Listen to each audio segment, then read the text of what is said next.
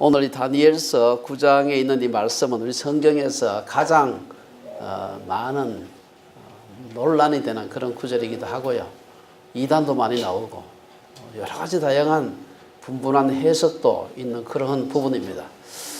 저도 지난 한 주 동안 이 말씀을 붙들고서 생각을 해도 도무지 제가 알 수 없는, 짐작하기도 쉽지 않은 그런 부분도 있었고요. 그래서 사실은 특별히 27절의 그 마지막 부분의 일부는 아무리 생각해도 제가 이렇게 맞출 수가 없어요. 그래서 물론 우리가 100% 맞는 해석은 어느 부분이라 쉽지는 않습니다만은 대략적인 이 줄거리라도 만들 수 있어야 되는데 그 27절 상반절은 참 알기가 어렵구나 하는 생각을 하면서 오늘 여러분들하고 함께 말씀을 나누어서 생각을 합니다. 우리가 그 요한계시록이나 혹은 다니엘서 7장 이후 같은 소위 말해서 그 예언에 대한 것은 그 속에 굉장히 많은 상징들이 들어있어요. 그래서 이게 도대체 무슨 뜻인지 알기가 굉장히 어렵습니다. 그래서 우리가 이러한 예언서를 공부를 할 때 항상 몇 가지를 생각해야 되는데, 첫째는 하나님의 그 말씀에 귀를 기울이는 것이 필요하다. 사실 다니엘은 하나님으로부터 환상, 꿈 이런 걸 통해서 우리 흔히 말하는 직통 계시를 받는 분이었어요. 그럼에도 불구하고 다니엘이 하나님의 말씀을 소홀히 하지 않았다. 다니엘 시대의 말씀이라고 한다면 그 이전에 기록되었던 선지자들의 말씀인데 대표적인 것이 바로 예레미야서입니다. 예레미야서를 읽으면서 다니엘은 크게 예루살렘이 곧 회복되겠구나 하는 것을 깨닫게 됩니다.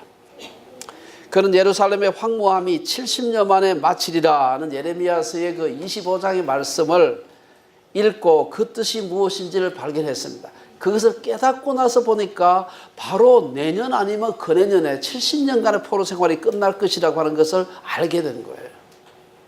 그래서 우리가 참 예레미야 같이 기도하면 하나님께서 직통계시를 주는 그런 선지자였지만 그가 하나님의 말씀을 게을리하지 않았다. 성실하게 그것을 늘 묵상했다 하는 것을 기억을 한다면은, 누가 오늘날 직접 계시를 받는다고 주장하면서 하나님 말씀과 무관한 그런 주장을 하는 사람이 있다면 그것은 잘못된 것이구나 이렇게 생각하시면 될 것 같고, 두 번째, 말씀에 대한 해석이 다르다고 우리가 다투거나 쉽게 우리가 이단으로 정죄하는 것은 굉장히 조심을 해야 되겠다는 겁니다. 사실 성경 해석이 다르다고 해서 사람들이 말씀을 왜곡했다, 이런 식으로 쉽게 우리가 그렇게 정죄해서는 안 되는 것입니다. 예를 들면 우리가 요한계시록 6장에 보면은 흰말 탄 자 얘기가 나옵니다. 흰말. 그래서 흰말 탄 이 자가 누구냐? 같은 복음주의 진영 내에서도 그건 그리스도다 얘기하는 사람이 있고, 또 한쪽에서 저 그리스도다 이렇게 얘기하는 사람도 있습니다. 그래서 사람마다 같은 것을 두고 전혀 다르게 해석할 수가 있다는 사실을 우리가 기억하는 것이 좋습니다. 또한 우리가 하나 생각해야 될 것은 오늘 말씀처럼 우리가 정말 읽어도 이게 무슨 뜻인지, 무엇을 의미하는 것인지 알기 어려울 때는 억지로 풀려고 하지 말고 놔두는 게 필요한 것입니다. 우리가 그 베드로후서 3장 16절에 보면은 또 그 모든 편지에도 이런 일에 관하여 말하였을 때 그 중에 알기 어려운 것이 들어있으니 무식한 자들과 굳세지 못한 자들이 다른 성경과 같이 그것도 억지로 풀다가 스스로 멸망에 이르느니라. 사도 베드로가 아마 이 편지를 쓸 때 성경을 이상하게, 이 해석이 잘 안 되니까 이상하게 풀려고 하는 사람들이 그때도 아마 있었던 것 같아요. 그러니까 억지로 풀려고 하다가 멸망에 이르면 안 된다. 풀지 말고 도저히 알 수 없는 것은 놔두자. 그 얘기예요. 그래서 우리가 한 이 세 가지를 염두에 두고 우리 성경에서 가장 풀기 어려운 그런 그 예언서 중에 한 부분인 오늘 다니엘서 9장의 그 하반 마지막 후반부를 함께 좀 공부를 해 보도록 하겠습니다.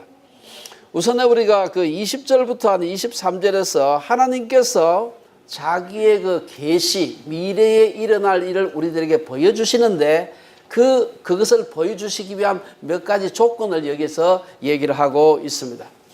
우선 여기서 보면은 다니엘이 하나님의 계시를 받기 전에 어떻게 기도했는지 20절 이하에서 쭉 나오고 있는데요. 21절에 보면 상반절에서 다니엘은 내 죄와 내 백성 이스라엘의 죄를 자복했다. 기도의 가장 중요한 요소가 회개라는 사실을 얘기를 하고 있습니다. 우리 기도의 뭐 요건 중에서 뭐 여러 가지 우리가 하나님께 찬양하고 뭐 이런 여러 가지 순서가 있습니다만은 사실은 기도에서 가장 중심적인, 어쩌면 기도의 문을 여는 중요한 문은 회개의 문이다 하는 것입니다. 우리는 대부분 기도할 때 회개는 건성으로 대충 하고 어디로 쫓아갑니까? 자기가 구하고 싶은 쪽으로 쫓아가요. 중보기도도 아니고 우선 내 문제 급한 것부터 먼저 쫓아가죠. 예. 하지만 강구로 가기 전에 가장 중요한 단계가 바로 회개라는 사실입니다. 이미 다니엘은 앞에서 우리가 1절에서 19절 말씀에서 자신의 죄와 민족의 죄를 위해서 그가 회개했습니다.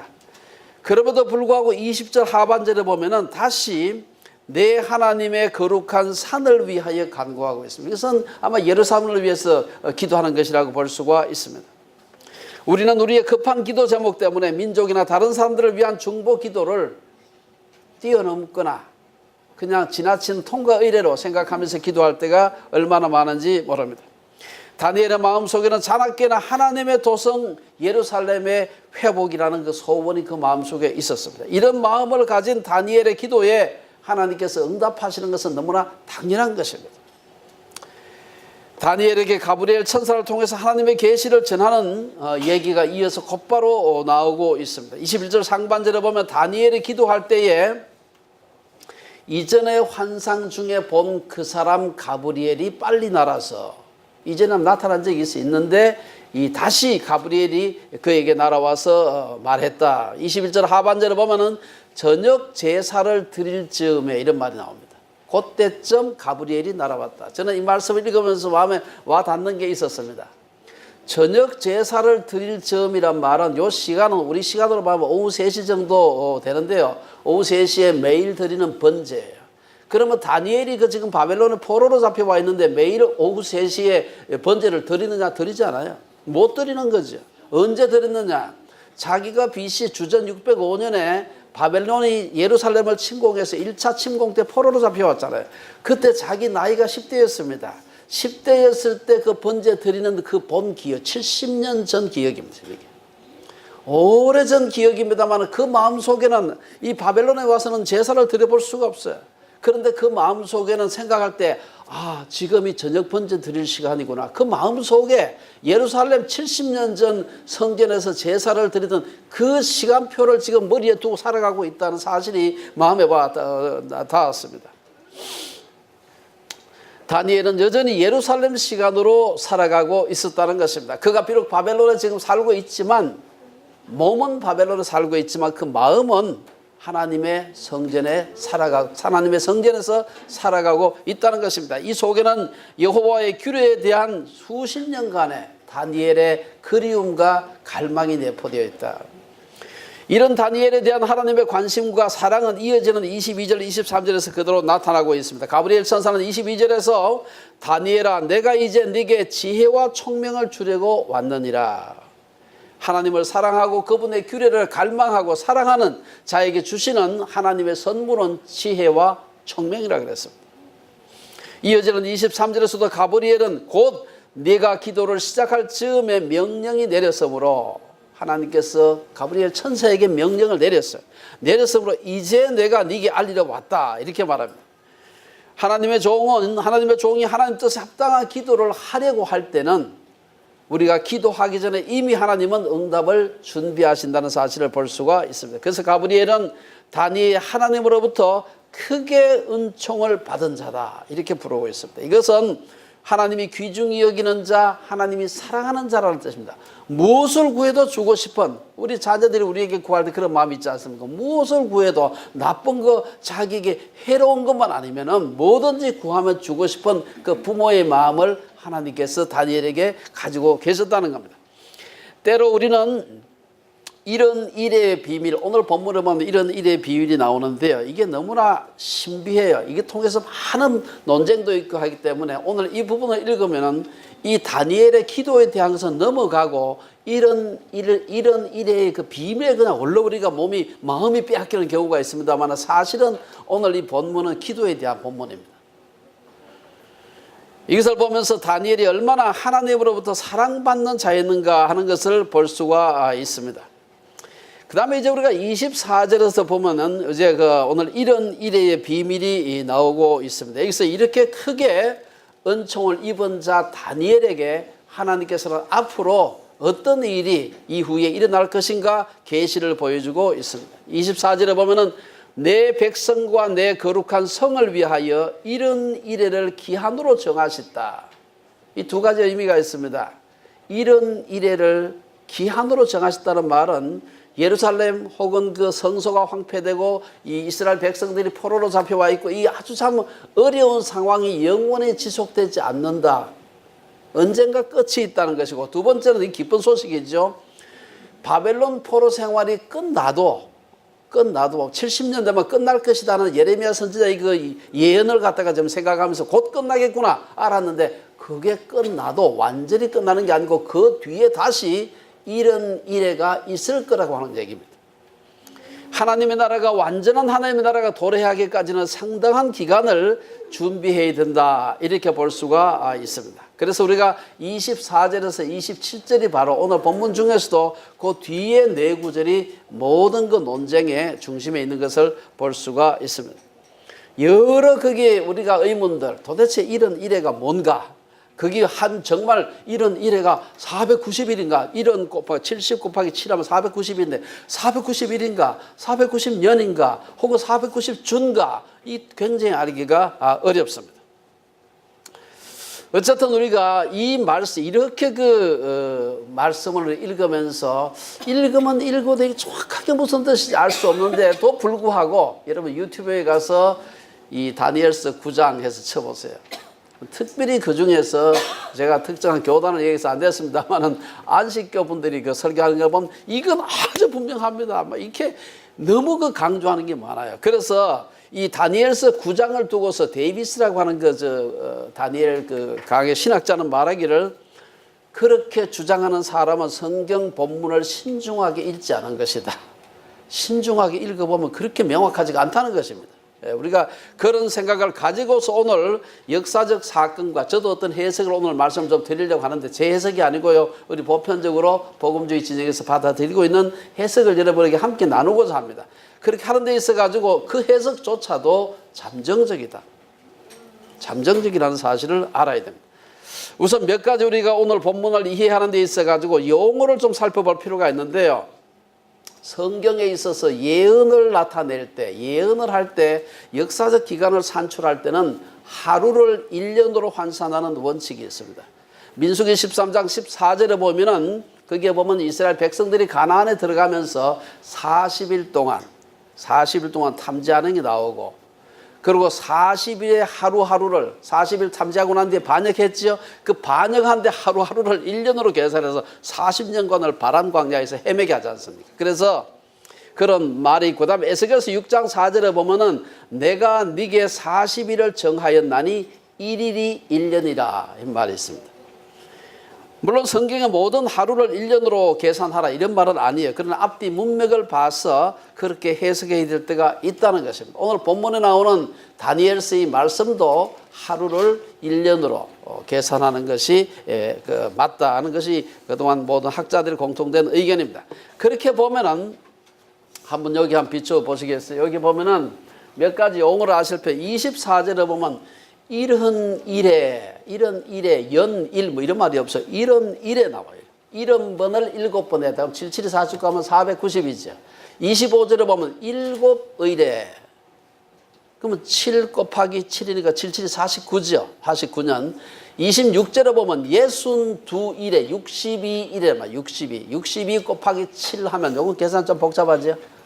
62 곱하기 7 하면 7, 6, 42, 7, 24에서 434년. 그 다음에 25절에 보면 이건 더 복잡해요.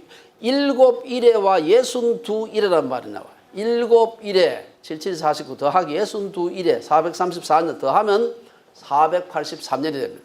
27절에 보면 한일이라는 말도 7년이죠. 그러면 이런 일이라는 말은 490이고 483은 69일이고요. 62일에는 432년이고 이 머릿속에 조금 감을 가지고 지금 말씀을 봐야 이해가 됩니다. 이게 산수 연습이 됩니까? 예, 이 생각을 가지고 한번 보시기 바랍니다. 그 다음 그 보겠습니다. 오늘 지금 말씀을 이해하려면 연대를 좀 알아야 되는 다음 연대를 한번 보겠습니다. 여기 보면은 요건 약간의 학자들마다 뭐 1, 2년 플러스 마이너스는 있어요. 근데 제가 대략적으로 지금 연대를 말씀을 드리면은 우선에 다니엘이 포로로 잡혀왔던 바벨론의 침공 때문에 이제 예루살렘이 1차 침공했을 때 포로로 잡혔는데 그게 주전 605년입니다. 그 다음에 한 번 더 중간에 쳐들어오고 제3차로 바벨론이 쳐들어와서 예루살렘 성을 완전히 멸망시킵니다. 그게 주전 586년입니다. 그때는 있던 성전 솔로몬이 BC 주전 47년인가요? 그때 세우던 솔로몬 성전까지 완전히 파괴해버립니다. 솔로몬 성전을 파괴하게 되고요. 그러고 난 뒤에 바벨론이 70년 정도 지나서 주전 537년에 바벨론의 마지막 왕이었던 벨사살이 메대와 바사 연합군에 의해서 죽임을 당하고 바벨론이 멸망합니다. 그게 537년입니다. 536년 하기도 하는데요.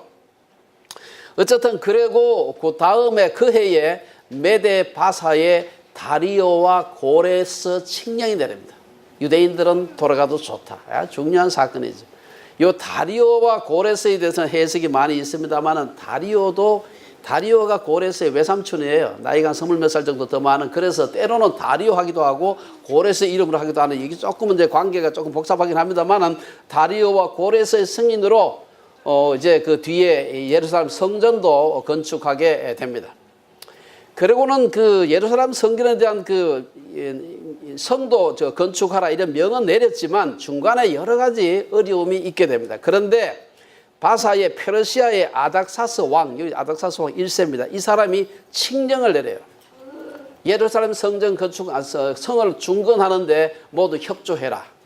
방해하지 마라. 이렇게 해서 시작돼 가지고 약 한 49년 가다면 77, 49에서 7일회가 됩니다. 49년 7일회 후에 예루살렘 성이 408년에 완전히 중건되게 됩니다. 예루살렘 성전이 성이 중건이 된 것이 408년이기 때문에, 그리고 아닥사스다 왕의 그 칙령이 예루살렘 성을 중건하라. 다 모든 그 페르시아에서 국고를 지원해 가지고 지원하고 그 다음에 주변에 방해하지 않도록 해라 해가지고 본격적으로 중건 시작한 것이 457년에서 요때부터 소위 요때부터 시작해서 이래를 이제 치는 겁니다. 일반적으로 이때를 기점으로 457년을 치는 것입니다. 그러고 난 뒤에 예수님께서 탄생한 것이 주전 4년입니다. 주전 4년.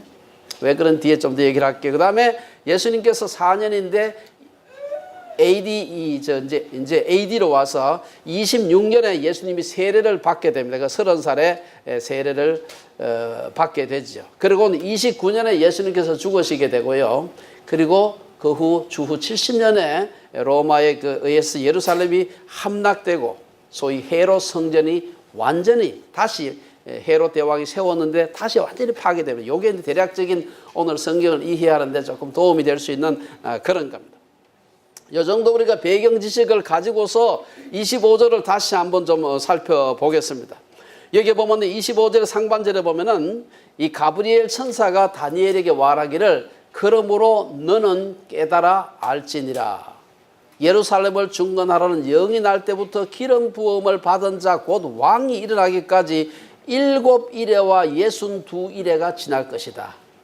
7 플러스 60이 아마 69일회가 될 거래요. 한 일회는 남았어요. 70일이 돼야 되니까. 그래서 우리가 여기서 이 말을 기초로 해서 보면은 예루살렘을 중건하라는 명령이 언제 났는가? 이게 제일 중요해요. 제가 457년이라고 얘기했는데요. BC 주전 457년 했는데 사실은 1차 중건령은 바벨론이 망한 그 해에 났습니다. BC 537년 벨사살이 죽고 다리오와 고레스가 칙령을 내는 그때 났어요. 근데 사실은 그러고는 바로 예루살렘 성이 전체 성이 중건되지를 못한 것을 우리가 볼 수가 있습니다. 2차 중건령이 세력했는데 거기서 520년에 내려지게 됩니다. 2차 중건 제가 좀 넘어가고 그다음 3차 중건령이 이제 말씀드린 주전 457년에 아닥사스다 왕의 조서입니다. 실제로 이 조서가 이제 효력을 발생하게 되는데요. 사실은 여기서 25절에서 예루살렘을 중건하라는 영이 날 때부터 이 중건한다는 말이 굉장히 중요한데, 앞에도 중건이라는 말이 있는데 여기 좀 다르게 사용을 해요. 여기서 그 히브리어로 이 중건한다는 말이 갖는 의미가 있습니다. 제가 써놨다가 오늘 주보가 좀 작아서 지워버렸는데, 슈브라고 하는 독특한 단어를 사는데, 이건 뭔가 하면은 단지 건물, 성벽 짓고 예루살렘 성전 짓고 하대워 짓는 것만을 의미하지 않고, 그 속에는 많은 여러 가지 건물과 더불어서 유대인들이 하나님의 법에 따라 자신들의 나라를 다스릴 수 있는 재판권, 자치권 이런 것까지 부여한다는 의미입니다. 그래서 진짜 그때에 완전하게 예루살렘 중건에 대한 허락이 떨어졌다, 이렇게 해석할 수가 있다는 것입니다. 레오누드라고 하는 역사학자가 쓴 이스라엘의 역사라는 책에 보면은 이런 말이 있어요. 3차 중건령 때, 아닥사스 왕 1세 때 내린 그 영이죠. 3차 중건령 때 에스라는 페르시아 왕으로부터, 바사 왕으로부터 주목할 만한 특권을 부여받았다. 그 특권은 바로 예루살렘으로 돌아가기를 원하는 사람들을 데려갈 수 있는 권한과 예루살렘 성전을 위한 기금을 페르시아 제국 국고에서 쓸 수 있는 권한과 성전에서 쓰일 동물들을 살 수 있는 권한과 성전에서 일하는 사람들을 페르시아 세금 납부로부터 면제시키는 권한과, 그리고 유대 땅에서 치안 판사를 임명해서 여호와의 율법을 지키게 하고 범하는 자의 생명을 다룰 수 있게 하는 권한 등이었다. 이 완전한 자치가 이루어져. 그러니까 건물만 짓는 게 아니고 실제로 이 자치를 할 수 있도록 권한을 부여받았다. 25절 하반절에 보면 그 곤란한 기간 동안에, 그 곤란한 동안에 성이 중건되어 광장과 거리가 세워질 것이다. 이 곤란한 기간이 언제냐 하면은, 황제가 예루살렘으로 돌아가도 좋다, 성을 중건해도 좋다, 허락은 받았는데 가서 하려고 해보니까 방해하는 사람 너무 많아.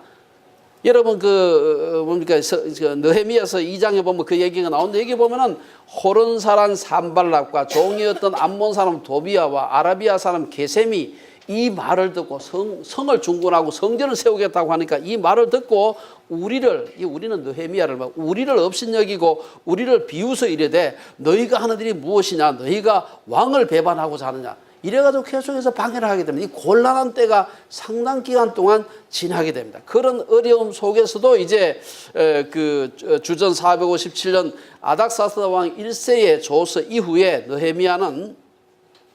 느헤미야가 이제 다시 이제 그곳에 가서 복구를 하는 걸 볼 수가 있습니다. 주로 이제 느헤미야는 하대웨어 복구를 하게 됩니다. 성벽을 쌓고 예루살렘 그 성전을 건축하고, 그리고 또 그러니까 느헤미야는 정치가지요. 반면에 또한 그 에스라는 학자입니다. 학자 에스라는 가서 영적인 소프트웨어 복구에 힘을 씁니다. 율법서를 다시 만들고 다시 쓰고 사람들에게 가르치고요. 그래서 에스라라는 이름을 딴 신학교가 많은 이유가 거기 있습니다. 느헤미야 신학교 별로 없어요. 그런데 에스라 신학교가 많습니다. 왜냐? 그가 학자로서 사람들을 가르쳤기 때문입니다. 어쨌든 그런 어려움 속에서도 그 일이 완성되게 됩니다. 그 곤란한 동안에 성이 중건되어서 광장과 거리가 세워질 것이라고 하는 그 예언이 이루어진 것입니다. 자, 그 다음에 25절 하반절에 보면 이 기름 부음을 받은 자의 얘기가 나옵니다. 거기 보면은 예루살렘 성전이 이제 완전히 중건된 것이 408년입니다. 457년에 이제 아닥사스다의 그 영이 내려진 뒤에 49년 동안 이거를 여러 방해 받아가면서지만 49년 동안에 성을 중건하고 성전을 완성하게 됩니다. 그러면서 이제 408년이라면은 25절에서 62일에가 지난 후에 기름 부음 받은 자가 일어날 것이다. 이 기름 부음 받은 자라는 말은 메시아를 의미합니다.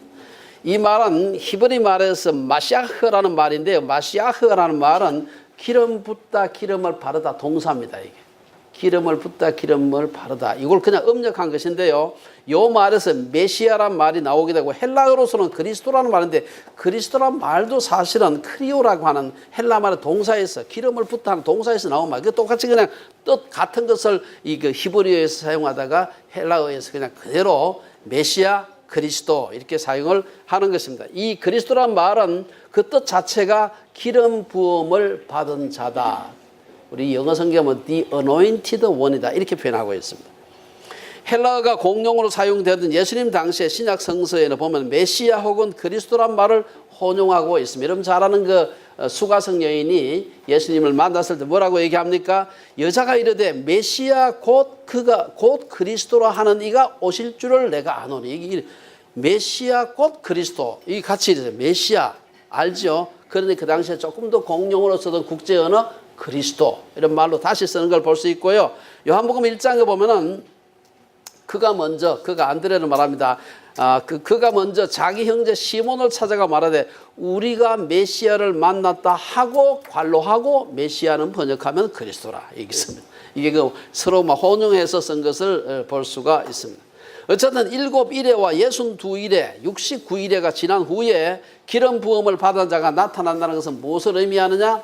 483년 BC 457년에 아닥사스다 왕의 영이 내리고 난 뒤에 483년 후에 예수님께서 오신다. 이건 약간 조금 맞추긴 했습니다만은 BC 457년 플러스 483년 하면 이게 AD 26년이 됩니다. 대충 계산해 보세요. 예. AD 26년에 예수님께서 이제 요단강에서 세례 요한에게 세례를 받으시고 공생애를 시작하셨다. 이렇게 볼 수가 있습니다. 그러면 그게 AD 26년이 어떻게 하느냐? 사실은 그 얘기가 성경에 보면 앞뒤 이렇게 맞추어서 볼 수가 있습니다.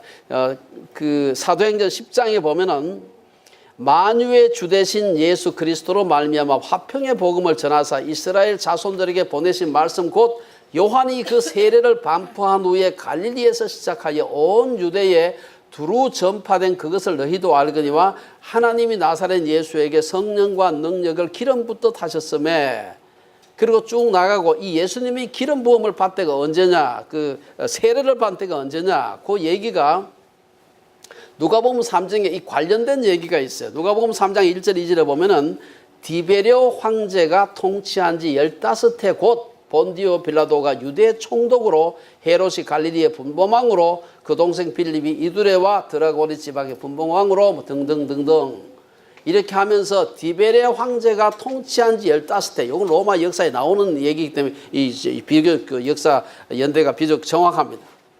예수님이 세례를 받으신 때는 누가복음 3장에 나오는데 그때는 로마 황제 디베레오 가이사가 통치한 지 15년 되던 해라는 게 딱 나와 있습니다. 요 연대를 유대인들이 사용하던 달력으로 이렇게 따져가면은 이게 대충 26년, AD 26년에서 27년 그 사이인데 아마 그 시작점이라고 본다면 AD 26년 가을이 아니었겠나 이렇게 보고 있는 것입니다. 여기서 우리가 이 서력 기원이라는 것을 좀 살펴볼 필요가 있는데요. 예수님이 세례를 받으실 때 나이가 한 30살 정도 되었다. 공생이 시작할 때 그렇게 우리가 알고 있는데 AD 30년 아니고 왜 26년이냐?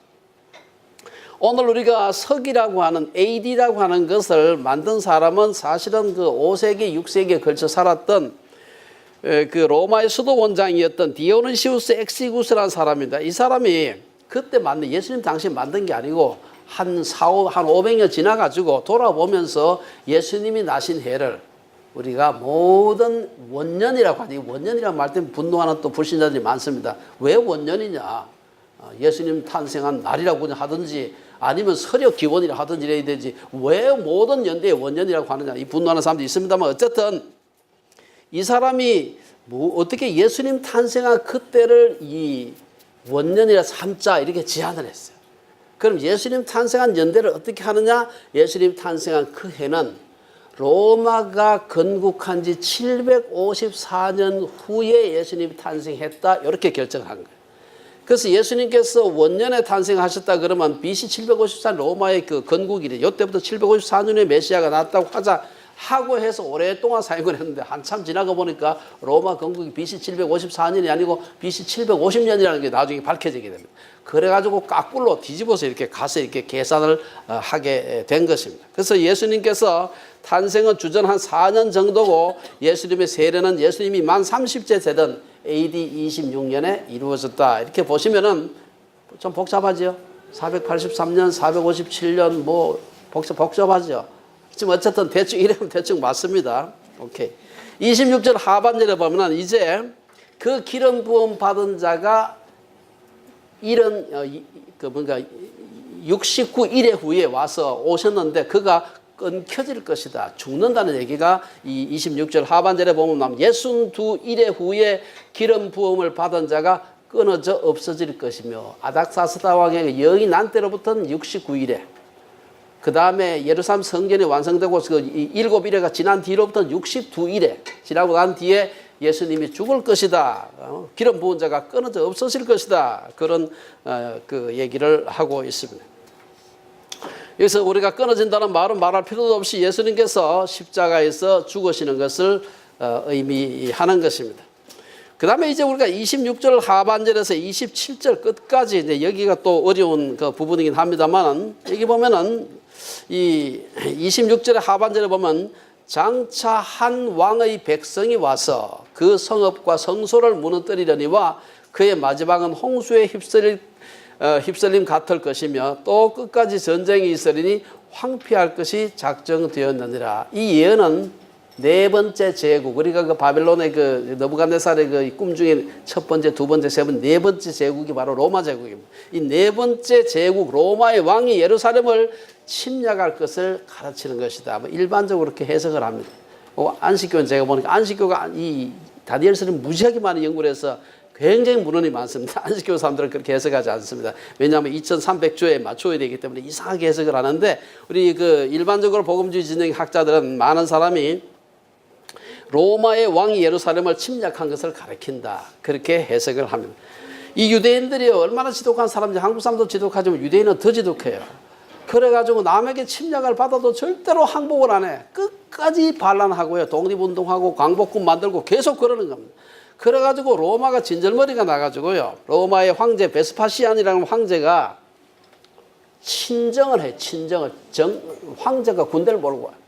AD 67년부터 3년간을 갖다가 예루살렘 성을 공격합니다. 근데 이 공격해서 함락을 못했어요. 그러니까 예루살렘 주변에 있는 유대 땅을 갖다 황폐하게 만든 겁니다. 사람 살 수가 없어. 그러다가 마지막에 그 아들인 디도 장군한테 맡겨 이걸. 이거 어떻게든 끝장내라.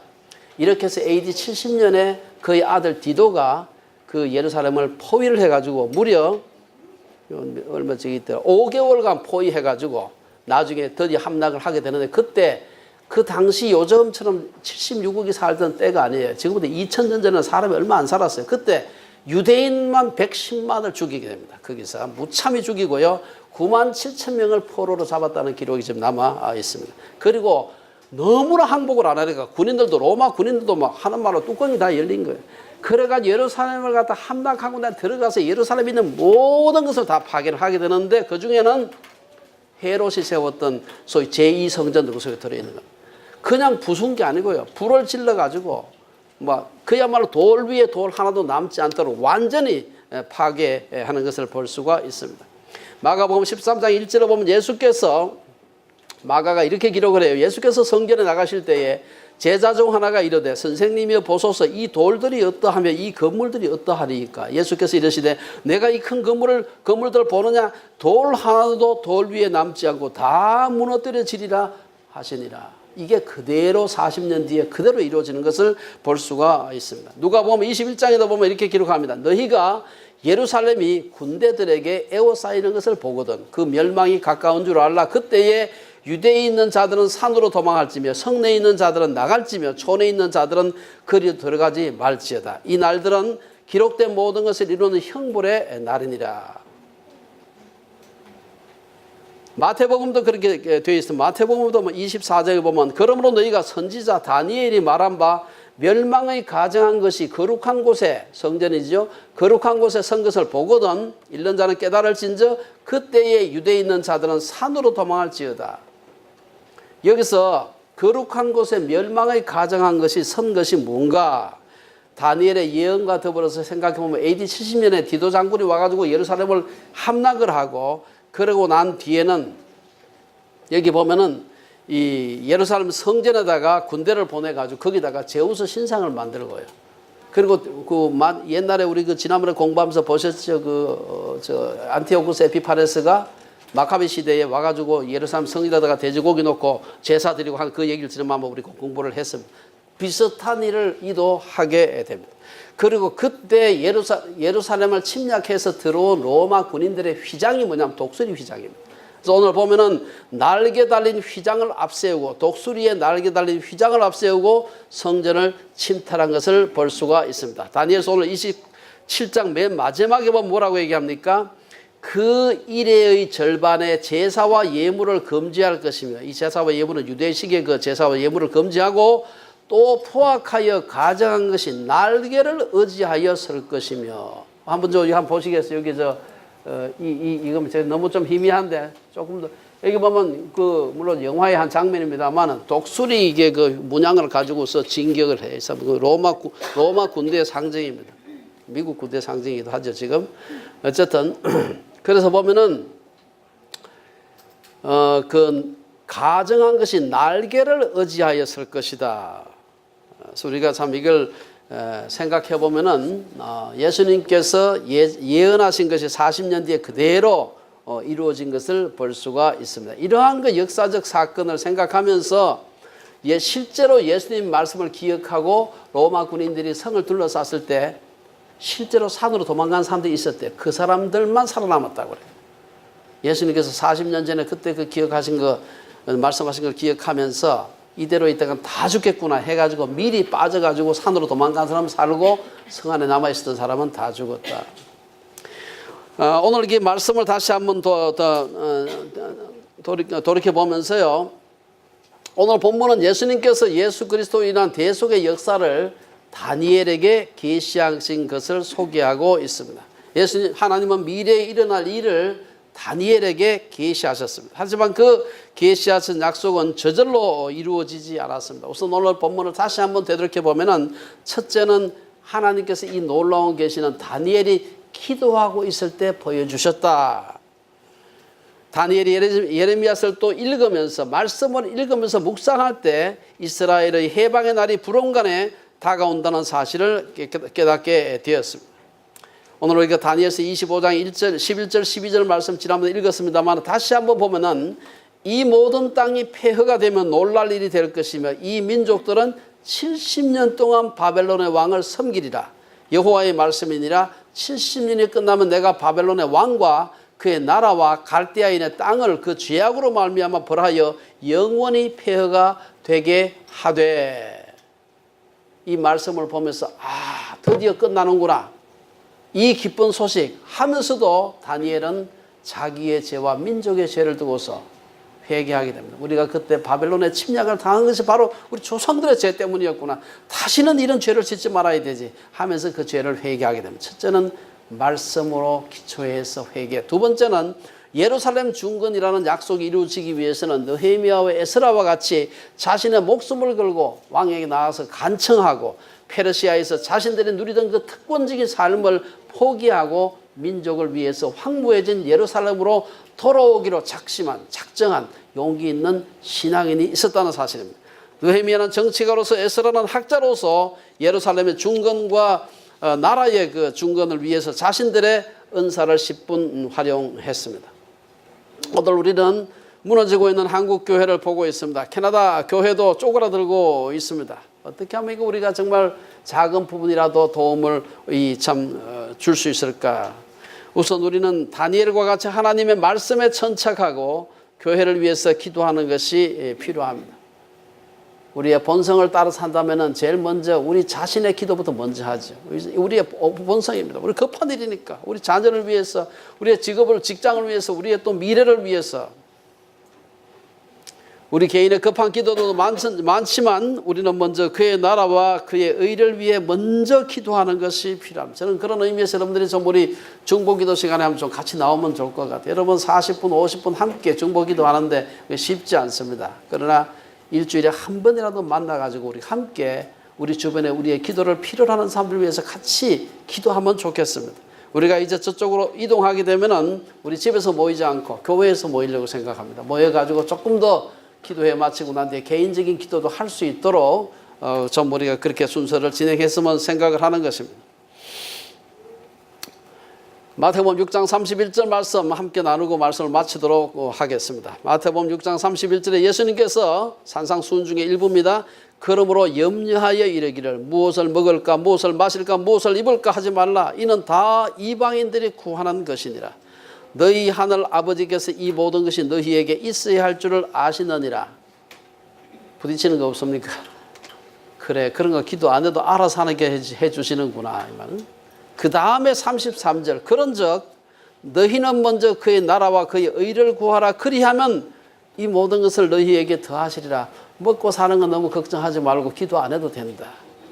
그의 나라와 그의 의를 먼저 구하라는 것입니다. 그래서 에스라와 느헤미야와 같이 원수들의 조롱과 핍박, 협박에도 굴복하지 않고 담대하게 예루살렘 성 교회를 중건하는 역사가 일어나게 해야 되는 것입니다. 새로운 예배당으로서 이전을 앞두고 우리 한국 교회와 나아가 캐나다 교회의 부흥에 우리 주빌리가 한 모퉁이가 되기를 주의 이름으로 축원합니다.